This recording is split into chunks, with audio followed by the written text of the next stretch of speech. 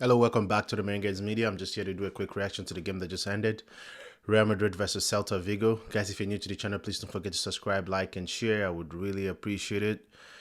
If you watch today's game really summarized and highlights pretty much our whole season. Obviously, this was a La Liga game. I think game number 34th, if I'm not mistaken. Maybe I might be mistaken there, but I think it's game number 34th because there's 4 games left. And this whole game, like I said, just summarize not only our La Liga season, but just summarize our whole season. Summarize it showcase how sometimes we're brilliant, and it showcase how sometimes we can attack and play with high intensity, and also showcase how we can just basically drop the intensity and just play with free, like just vibe around and then just freestyle around and then just cruising through without no self-awareness, not knowing, like, maybe potentially a team can come back. We just drop our intensity and just allow the team back in whenever, and also whenever we concede a goal, we just panic. So this game just highlighted our whole season. Anyways, before we get deep into the game, I'm just going to talk about the starting 11. Obviously, this game was very important as if Barcelona won yesterday, so we were 7 points behind them. We needed to catch up with them. So the starting 11 was obviously Courtois side as a goalkeeper, with pretty much everybody in the back there being injured, like our center backs. All our defenders are pretty much injured. Rodrigo just got a surgery. David Alaba, who just recently came back, he got another surgery. Obviously, Militao's been out the whole season. So has Dani Carvajal has been out the whole season. So we're pretty much in the bare minimum as far as like defenders go. And okay, now the starting back was the starting center backs were Chouamini and Asensio, obviously predictable, and then Frank Garcia's left back, and then Lucas Vasquez as our right back. Honestly, it's so sad. Like this whole season, this like I don't know. I'm not even. It's just whatever at this point. And then in the midfield was Valverde, Jude Bellingham, and then Ceballos. And Gula was pretty much playing on top of the diamond, and then Jude Bellingham and Mbappe and Vini as the two attacking forwards. The game actually started with high intense. The first 2 minutes we had a chance. Gula with a spectacular try to do a spectacular kick, and then Celta Vigo, they had 2 corners in both corners. They almost scored in both corners, and both of them were from Alonso. So like obviously we needed to adjust just how just how to defend them in the corner kick. The first 20 minutes, honestly, Mbappe and Vini were not really like into the game, so the game was pretty much like, just our regular. Yeah, the intensity was there. Yeah, it was a little bit open, but there was no creativity. There was nothing that was happening just throughout the whole game. Until minutes 32, we got a free kick, and it was taken quickly by Ceballos, and then it gave it to a Güler, and Gula caught in, amazing finish, brilliant finish.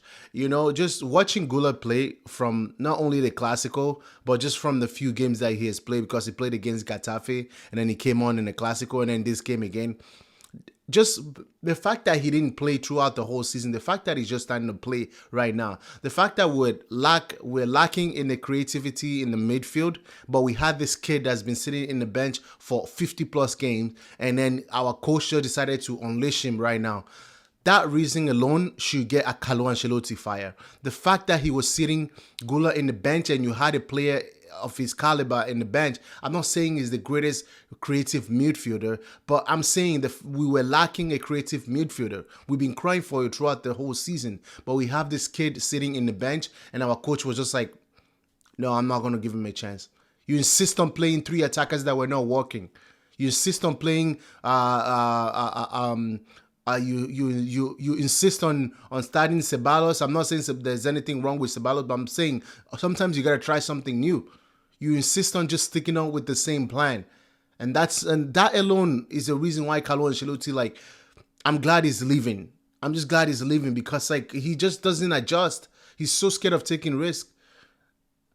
Anyways, back to the game, and And a few minutes later, ball at the Courtois made an amazing save at the other side, and then he tossed the ball quick, passed to Jude Bellingham. Jude Bellingham put the ball on top to Mbappe. Mbappe with a brilliant finish was actually a really good finish. He was slipping up, but then he just had to reach for it, so it was an amazing finish. Put us 2 goals up. And it's you're thinking at that point, it's like, we just need one more goal to kill off the game pretty much, and just take control of the midfield. Just control the game and manage the game to the end of the match. And second half came around again. 5 minutes into the second half, Güler again, amazing. Like, I haven't seen a pass like this throughout the whole season. None of our midfielders have made a pass like this, like he did. These are the pass where Ozil used to give Cristiano Ronaldo, like just on the free pass. Bam, he did the same thing for Mbappe, put Mbappe through. Mbappe took it to his stride and finished brilliantly. 3-0, you're thinking game over. We just need to manage the game. Obviously, just like our coach signaled the team, signal messages to the team.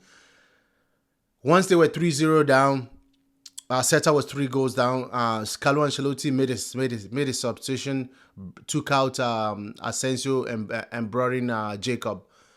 Now, I'm all about giving young players chances and things like that. But when you make a change like that, the message that you're sending to the team is like, okay, guys, pack it up. We've won the game. Good to go. Let's just relax now. We can relax now. But in games like this, especially a team like Celta Vigo, you can't drop even 5% of intensity. Once you drop 5% of intensity, or you drop some intensity, you are inviting them to come attack you. And that's what we did. We stopped pressing. We stopped closing down players. We stopped trying anymore. We just like we've been this whole season. It's like nobody tells these players what to do. They're just like, okay, we've won the game. We're 3 goals up now. Now we're just going to play. However, we're going to just try to see the game through.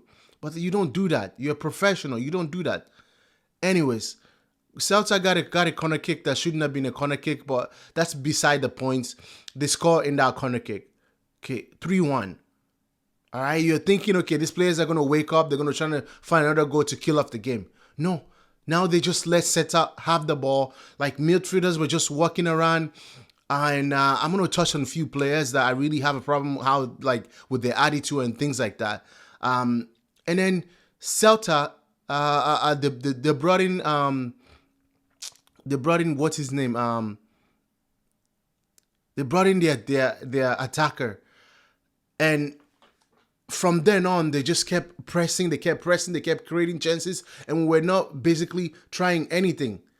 We weren't trying to hold the ball. We were letting them have the ball. We were not defending properly, and then they scored a second goal.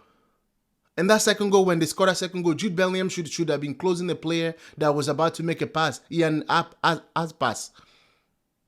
He should have been closing him down, but he didn't. So he made that pass. So it's 3-2, and everybody is panicking. And now we have a whole 15 minutes, a whole 15 minutes of absolutely chaos. You can feel the nervousness in the stadium. Why do we do this to ourselves? Why can't we just play a game of football and just play good for 90 minutes? Is that too much to ask? For a whole 90 minutes, just play something decent for a whole 90 minutes. Why does every game has to be a nail biting? It's so frustrating. It's actually so sad. Like, I'm watching this team, I'm just like, the first half, you're like, okay, they did well for at least 30 minutes. Maybe in the second half, they get that early goal in the second half. You're thinking a normal team, you just control the game. If you can score more, you score more, but you don't concede. And allow a team like Celta Vigo back into the game, and now you're playing under stress. Now you're making unnecessary mistakes because there's too much pressure.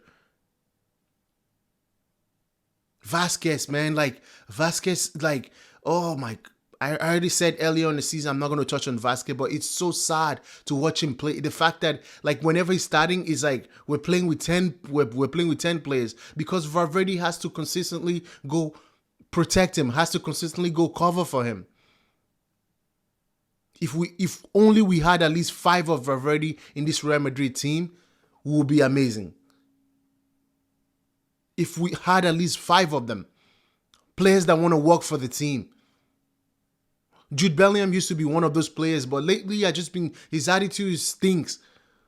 You know, like there was a lot of moments. There was that goal we considered in the Clasico when he stopped playing and he put his hand and Pedri ran past him.